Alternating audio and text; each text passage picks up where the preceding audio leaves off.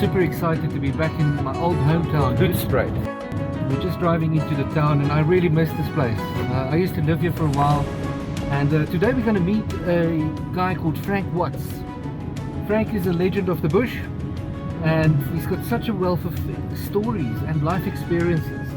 He was also a trails guide, and yeah, it's just a good feeling to drive back into Hoedspruit today. I miss it so much, but anyway, let's go and meet Frank.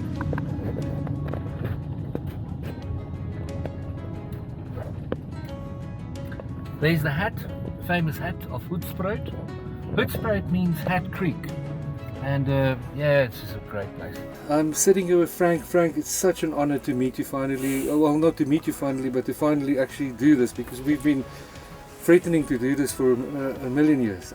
Yeah. Thank you so much for having this interview. We in the wildlife estate here in Hoedspruit. It's absolutely fantastic.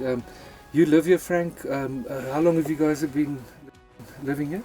Well, we haven't been living that long in the wildlife estate. Yeah. We lived in another estate not far from here. We've been in Hoedspruit now for about 8 years. 8 years. Yeah. But thanks for having me. No, it's a great honor, Frank. You've always inspired me, and it's always. I think I wanted to start at the beginning, as in where were you born, but before that, I think the thing that probably you are most known for is the Battle of the Kruger. Let's start there. Tell me what is your reminiscence of the Battle of the Kruger? The Battle at Kruger, you know, it is what I'm most known for, and the irony of it is that I didn't do anything really, you know, when you really come to think of it. I just sat and watched this thing happen, and it was an amazing privilege to be in that situation where I could see that amazing interaction taking place.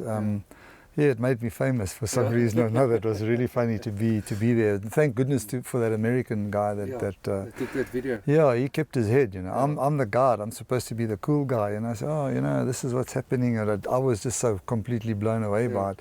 I don't think he realized the enormity of it. Exactly. I think it's like I often say to people, it's like if you were in an aeroplane with your 9-year-old son and a wing fell off. You know, the son would think, oh, here's a problem, but you'd know here's a big problem. Yeah. So I think this was a similar sort of situation, you know. I could see this, and I realized this was something really big. And he realized, oh, this is cool, and he just kept his head and he took the video. Wow. Yeah, it was amazing, unbelievable, you know.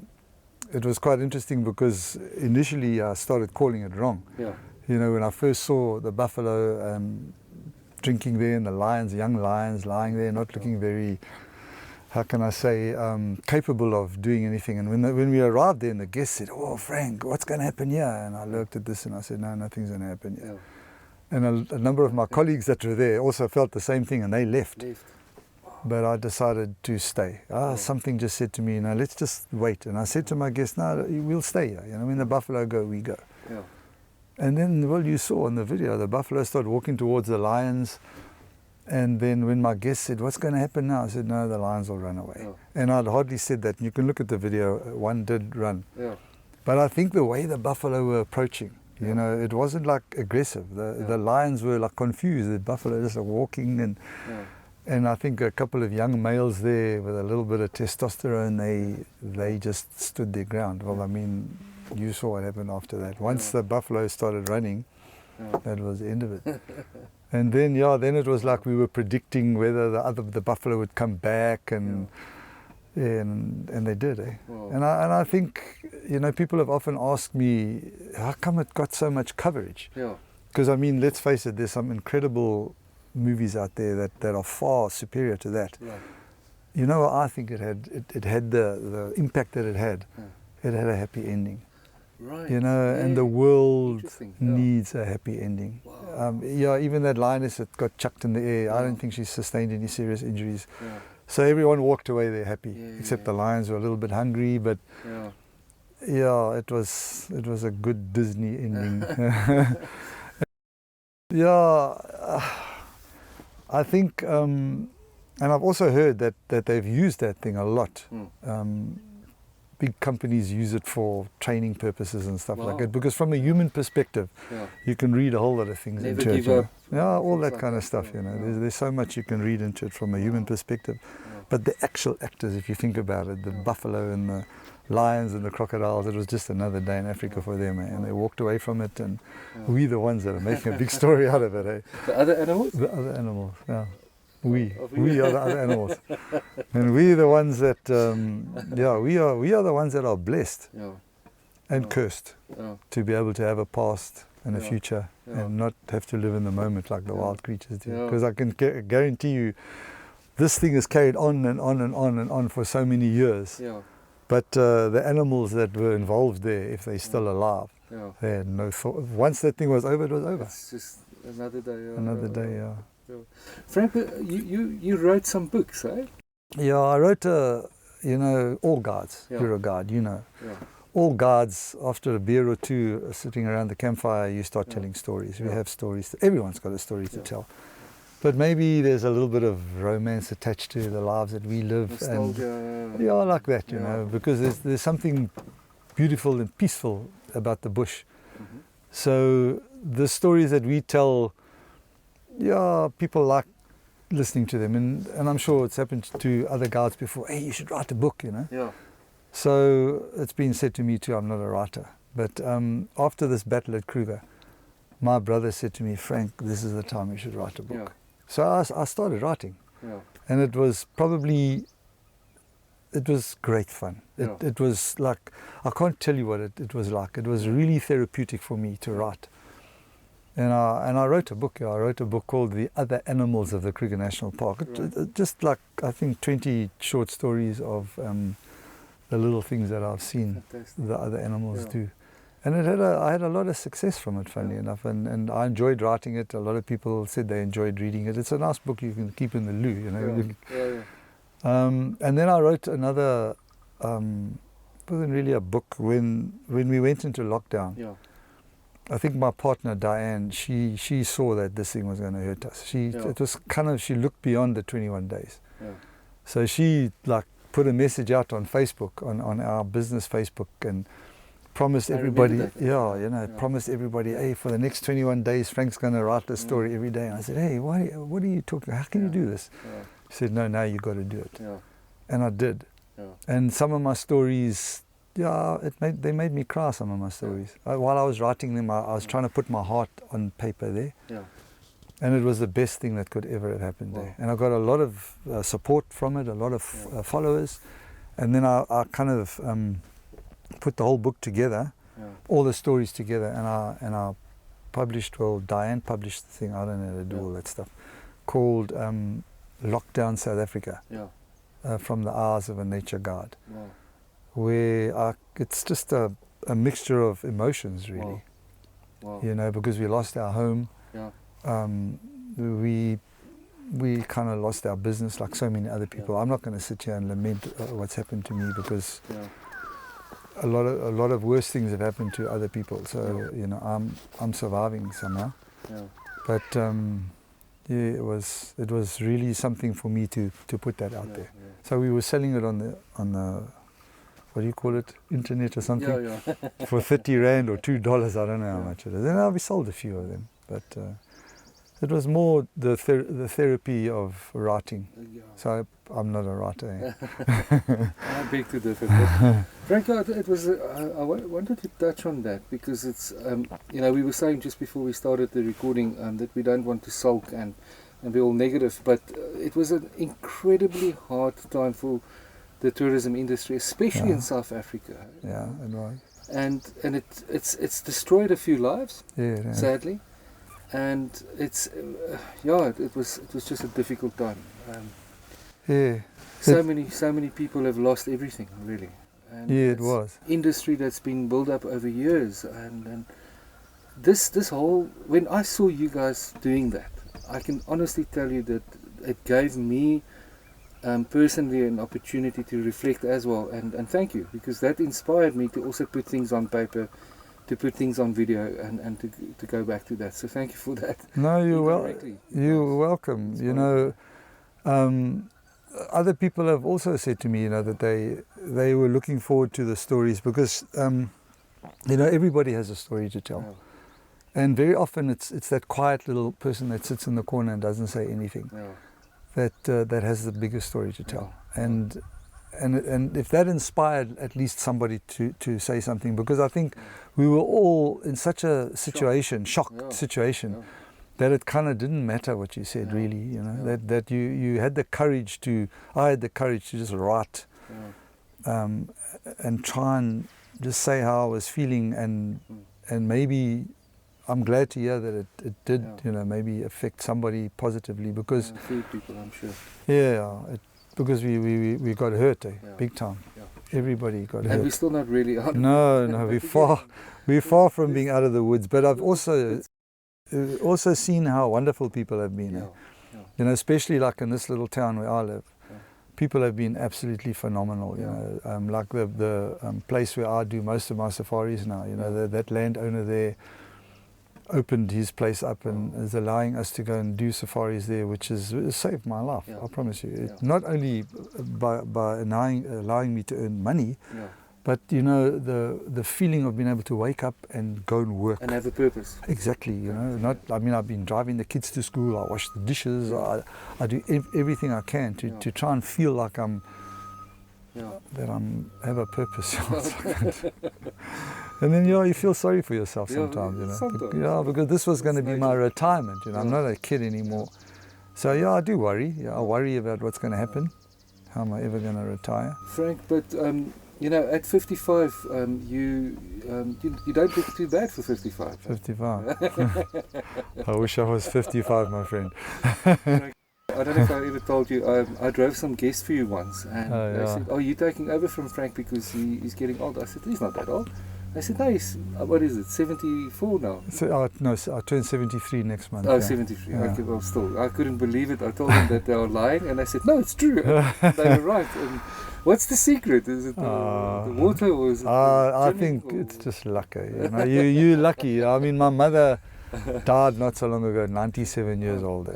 So she was pushing for 100. So I know I'm going to have to do it now.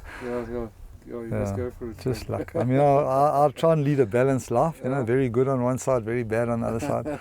I enjoy a beer or two, and I try and stay, you know, healthy where I can. But it's amazing. Frank, so where were you born? I was born in Durban. I mean, this is hearsay, obviously, apparently, according to my parents. I was born in Durban. I grew up in Durban. I spent my life, that's why I sit so easy on this little bench. I spent my youth sitting on a surfboard. And I never imagined being away from the sea.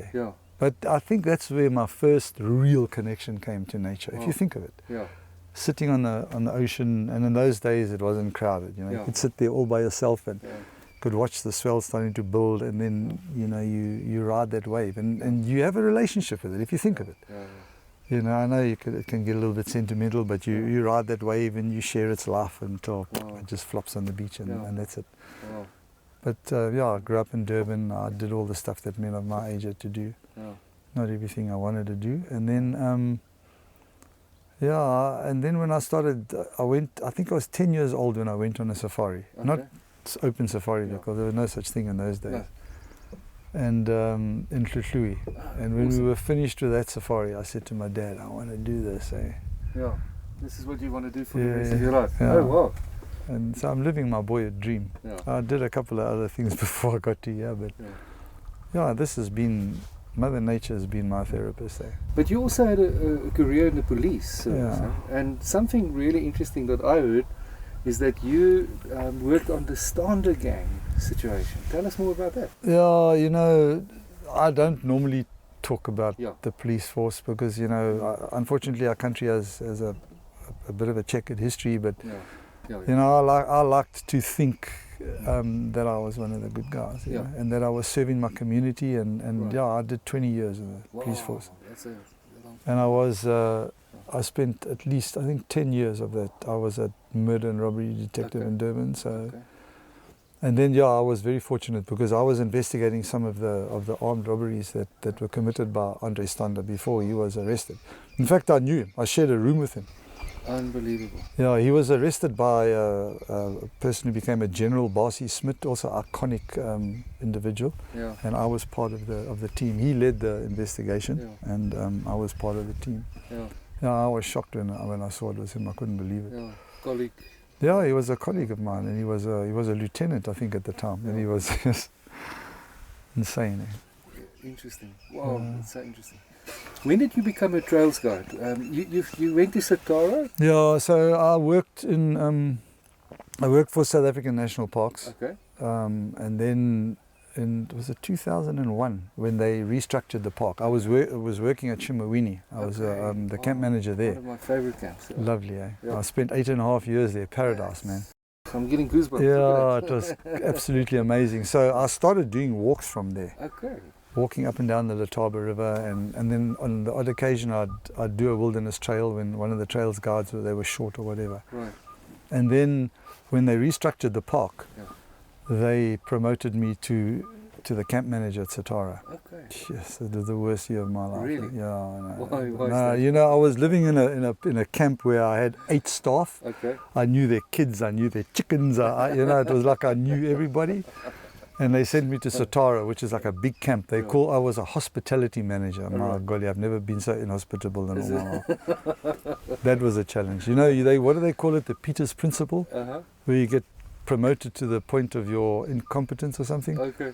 I spent a year of my life floundering. You know, it was too terrible. And anything that goes wrong. And it went wrong all the time, man. All the time.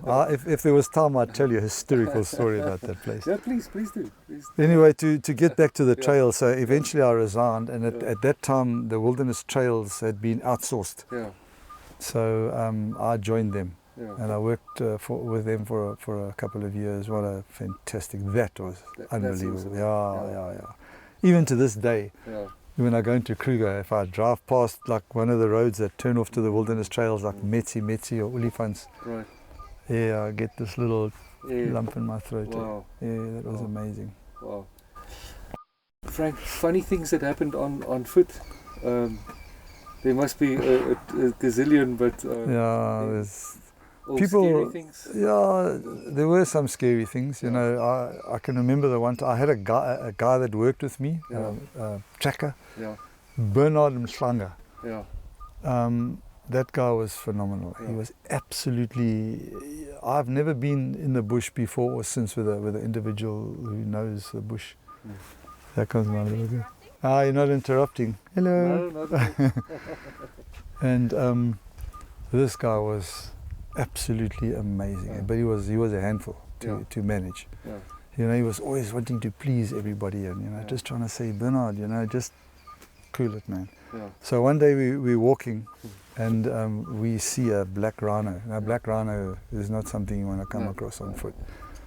So we're walking quietly, and the next thing, someone must have made a noise or something, and this thing like turns around, like this, the rifle's off, and the thing comes at us. So now we're focusing on this rhino and cock the rifle. Normally that even stops them, and this guy like stopped, and then he came again. So Bernard pulls off a shot, and it stops, and it comes again, and another shot. But by now this thing's really close, shot in the air, and he says, "Hey, my friend, help me!"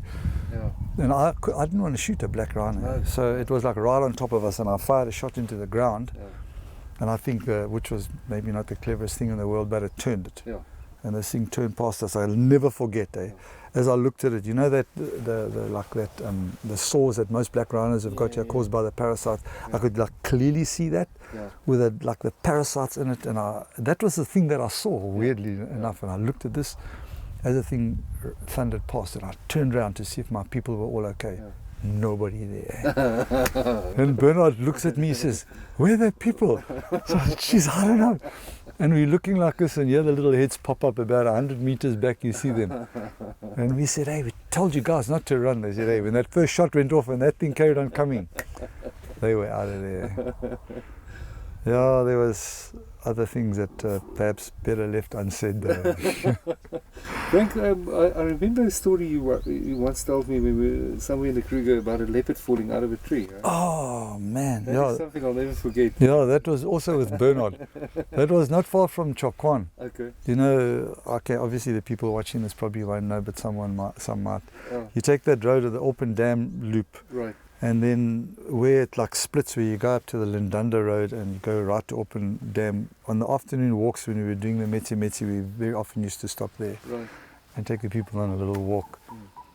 Just in amongst those beautiful big trees there. So we're walking, you know, Mr. Cool, both of us carrying the rifles like barrel forward over like this. And I stopped there, there's a Cape Ash, beautiful. You've been there, you know some of those trees are enormous. Eh? So I wanted to show them this Cape Ash, and as we stopped there, I could hear like this growl, and we like take the rifles off. I don't know where it was coming from. Where it is, And there was a leopard in the tree that fell right amongst us, like doosh. I'll never forget the sound it made when it hit the ground and gapped it. Eh? Yes, I tell you. That was really, really scary that day. But the more scary one was with a lion. Also, similar story, walking through quite long grass, like very chill. The wind was blowing in front of, coming from the front, blowing into our faces like this, and we also heard the like, and like, what the hell is this? And here this lion, we walked right into this lion. It was obviously sleeping, and it ran, I promise you, right past us like this, right past all 10 of us, and we're like, jump out the way like this, there it goes. Oh yes. It obviously needed to go where it went. Yeah, it just wanted to get out of there, you know, and fortunately it didn't like slap one of us on the way past, but it just like obviously woke up and just saw all these things coming and just like ran. Eh? Reminds me of an elephant that I almost stepped on in a dongo, and this thing rising in front of me in the Manjaleti, but anyway. Frank, so Satara was just a year. Yeah. How long did you do the trails for? In total? I can't really remember. It was probably 2 or 3 years. Okay. Yeah, I did more than 100 trails because you know, got my little badge. And the guys that I worked for were fantastic. You know. I remember Chimarrini was 12 years. 8.5 years in Chimarrini. Yeah, when I left the Wilderness Trails, I remember going to see Jaco Badenhorst. He was one of the big five, the guys that ran the show there. And I went to him and I said to him, you know, I have an offer to work for another company. I just want you to give me one good reason why I shouldn't go, please. And he said to me, Frank, you must go. You know, things are going to change and you need to go. And I stood there and shook hands with him, and that's the first time for a long time that I cried. I stood in front of this strong little guy like this, and I shed a tear that day. I really did. Because those guys were fantastic. Eh? I've been very lucky, you know, even now, even through COVID, there always seems to be somebody there to catch me when I'm falling. It's amazing. You had the virus, but I think because you're so healthy, luckily it didn't affect you that much. Yeah, you know, my partner Diane, that's another one that's been catching me every day. Goodness knows what I would do without her. So she started developing strange symptoms, headache, but no temperature, body aches and stuff like this. So she went to the doctor, and the doctor said, you know, these are not the normal symptoms. I think this was before they started realizing that this thing got so many different symptoms. And she tested positive for COVID. And so I about a day or two later started getting the same symptoms. And I decided I wasn't going to go and get tested, you know, because it was like psychological. I was thinking, well, if I know I've got it, then I'll have to deal with it. But if I don't know I've got it, then I haven't got it, kind of thing, you know. Ostrich syndrome. So I stayed in. I didn't stay in bed. I had a couple of tablets. Just got a little bit sore. My breathing was 100%. What do you call it? That they test that little thing on your finger. To check your oxygen levels. Nothing wrong with that. No temperature rise. So I went through it fine. Then I stayed in isolation for I don't know how long. And then not so long ago, a couple of months ago, I was coming from Botswana with a guy, and we were in a car. No mask him, no mask me. Sorry, Mr. Ramaphosa. And he was coughing the whole way, and eventually got so sick I had to drive the vehicle. And when we got back here to Hoedspruit, he was very sick with COVID. So I went into isolation for 10 days, went and tested negative. So it seems to me I have maybe a strong immune system. Fantastic. Yeah, I'm lucky because, you know, being old fart like I am, beep, that, you know, you should be worried about that. You know, you think that, hey, if I get sick, then there's a problem. But I'm lucky so far. Glad for you then. Frank, the Kruger years in total, if you roughly work it out, it was around about 20 years? Yeah, I started working in Kruger in 1990. Yeah. So yeah, it's 31 years that I've in total. yeah, that I've been working in Kruger. 20 years police force and then 31 more or less Kruger. Yeah. And then you started your own company. Did you do anything in between working in Kruger and that? Yeah, I worked, when I started working in Kruger in 1990. Yeah. And then obviously I worked for South African National Parks. Okay. And then I worked for the Wilderness Trails Company. Okay. And then I worked for Thompson's. Oh wow. And then I went into a partnership with a friend of mine, Region Safaris. Yeah. And then started my own business, the other animal safaris. I'm just trying to think when it was. I think 2010. Yeah. 2010, 2011, around about there. Okay. Someone on Facebook wrote about these aeroplanes. It was quite hysterical. What did they say? They was complaining about these guys flying these noisy airplanes. Yeah. It elicited a lot of very amusing comments. I sometimes think we should just stay off Facebook. Sometimes. Hey, I've made a fool of myself on Facebook. I try not to go on there too often. Yeah, it's a wonderful medium for certain things, but yeah, no, one has to get not involved with things. But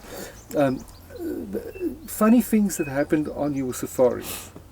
Interesting stories, interesting events, what stands out? Yeah, I've written a lot of it in my book, Oh, yes, yeah. but I've often thought about maybe I should write another book. Yeah.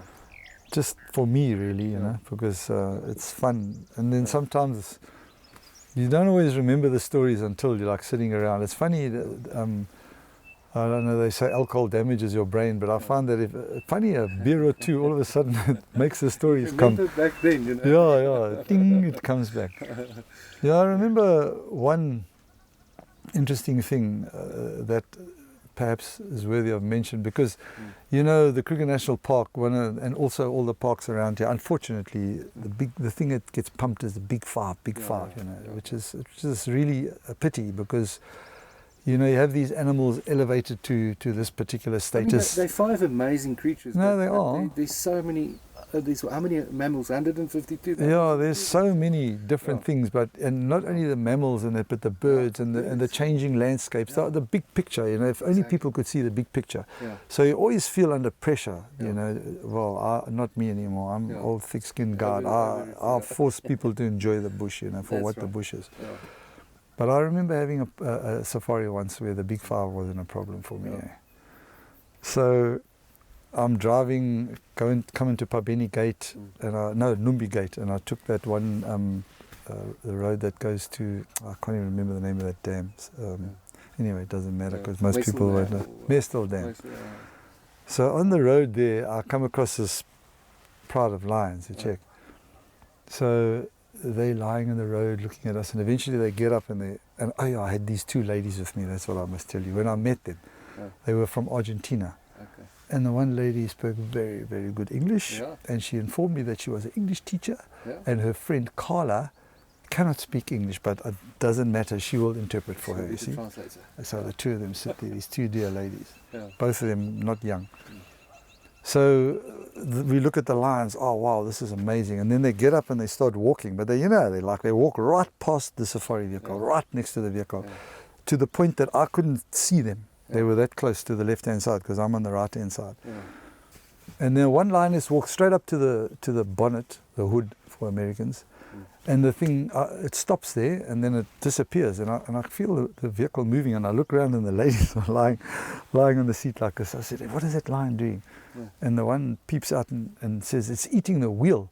So I turned the wheel like this, and the lion goes boom, gives a growl, and it walks off, you see, and then I hear the and I listen like this, and I can hear the wheel has been punctured. So I drive off, I carry on driving, the lions are walking this way, obviously I'm driving that way, and I got into the tar road, that's right, I was on that, on the Albacini. So I got onto the tar road, and by then I could feel the wheels flat. I see now that the lion has put a big gash in the side of the tire. So obviously I need to change the tire. So I jacked the vehicle up, And I tell these ladies, you must look around here, make sure that if anything comes, you must just tell me about it. There's no problem. So I'm underneath the car and I hear this frantic little voice say, Frank, Frank, Frank. So I come out of underneath the car and I look, and here's a big elephant bull walking down the road, but on the same side of the road as what we parked. So I get into the vehicle and I'm sitting there and I'm trying not to look worried, obviously, you know. I must look really casual. This happens often, not a problem. But I tell the ladies, you must keep quiet. See, no problem. But the eyes are getting bigger and bigger. The elephant's walking along with a trunk hanging over his tusk, you know, just swaying. And he walks towards us. And then he's probably a few meters away when he suddenly realizes, hey, what is this? And he like stops and he's sniffing like this with his trunk, and decides no, he's going to come closer. And he walks right up to the car and he's like touching the hood, the bonnet, whatever we call it. We call it the bonnet. Americans call it the hood. He's feeling, and then he's like sort of turns and starts walking like right next to the vehicle. And I think, oh man, all we need now is this guy bump this thing off the jack, and he gets a fright. But anyway, he didn't. He just like strolled past. So this collective sigh of relief sounded worse than the air coming out of the tire. Anyway, I sort the whole thing out and off on our journey. And now we're right in the beginning of the safari. The safari is probably not even an hour old. And I carry on driving for another short period of time. And I look and I see this herd of elephants. Now, I mean, a herd of elephants, that's a really special sighting, moving towards the road like this with little babies. And so like I move closer so that I can get the vehicle into a nice position. Hey, and the next thing, I feel someone slapping me on the back of the head, on my bald head. They're like, but a good couple of slaps. So, and the lady that could speak English, she reckons to me, Carla does not wish to see any more big animals. So I thought, well, that's fine. You know. So after that, it was like basically every time the guys called in something big that way, I would go that way. And we spent a really, really nice day in Kruger, looking at the little things, the impala and the squirrels and the birds and stuff like that. And they were happy. And I can tell you, I was also happy, very, very happy to have enjoyed the Kruger in a completely different way, having someone that didn't want to see the big fire. There's also some emotional things that happen with guests and special things that is special about our way of living and the things that we experience. What comes to mind if you think about that? You know what comes to mind, and what I've like said to myself often, and I've said to my colleagues as well, is that we must never forget the privilege that we have here, almost the kind of power that we wield, and I don't want to say it in a bad way, you know, that we share people's dreams, if you think about it. You know, you have some people that have saved their life savings to come to Africa and experience these things. And you know, the one thing that comes to mind that it used to often like elicit a tear from me really sometimes when I tell the story, depending on the level of my emotion at the time. But I was staying at a camp called Lower Sabi, and I had a group of people, and one of the people on the safari was an elderly gentleman. He was a Brazilian guy, and I think we were staying there for 4 nights. And this guy, he asked me one day. He said one evening while we were sitting around the campfire, "Hey Frank, you have he couldn't pronounce it nicely. You have the baobab tree here?" So I said, yes, we have baobab trees, but not here. You know, the baobab trees are right in the north. I kind of brushed it off, you know. And he said, oh, because I'm a botanist. All my life I was a botanist, and now I'm retired, and I would love to see that tree. Yeah. So I said, yeah, no, it's a pretty impressive tree. So for people who don't know the baobab tree, Google it. It's an amazing tree. It's a tree that apparently can get 2,000-3,000 years old. It is a phenomenal piece of vegetation. So I kind of thought, okay, so this guy, he wants to see a tree, but we're here for the animals. And then that night I thought about it, and I thought, okay, it's probably about 100 kilometers, about 60 miles from where we were. There is this very, very impressive baobab tree. So like I thought, okay, we'll go there. Just kind of made up my mind. The next morning we went there. And that rates as my most memorable sighting. Wow. From a emotional perspective. Yeah. Because you approach the tree, like come around the corner and there's a whole lot of other trees, big trees. Yeah. And this thing stands out there, Yeah. this giant piece of vegetation. And I'll never forget that old man. That old man's, what it did for him. Wow. And what the scary thing for me was I nearly didn't go there. You know, and it worried me for a long time that I nearly decided to just brush it off. And I had no idea of the impact it was going to have on him, the enormity of it, and I'm cognizant of that now. When I take people out, if people ask me, you know, do you have snakes here or whatever, because I also had an incident with a snake. That if people tell me they're scared of snakes, guys, they're scared of snakes. Take it seriously. And this old man, he asked if he could get out the car. Not allowed to, but he'd come 20,000 miles, however far Brazil is away from here. So I said, you can get out the car. And he touched this tree. It was incredible. That was amazing. Wow, Frank, I've got goosebumps. Yeah. I feel like I can sit and talk here the whole day with you. I'm so relaxed, and it's been such a privilege and such an honor. And I just want to thank you for inspiring people, and thank you for being such a bloody good guide. I'm just lucky, really. And you know what? You're as good as your colleagues around you. A lot of what I've managed to achieve is because of the support that I've had from you guys, the guards. You cannot. It's a great family. Very, very. It is really wonderful, and there's not one of us that stand out above the others. We all share the dreams of our guests, and we all work together, and I'm just lucky. I should actually not even be sitting here, really. But thanks very much for having me. Thank you so much. Appreciate it. I really also appreciate it. Cool, man. May you be blessed, and may you have a lot of good health.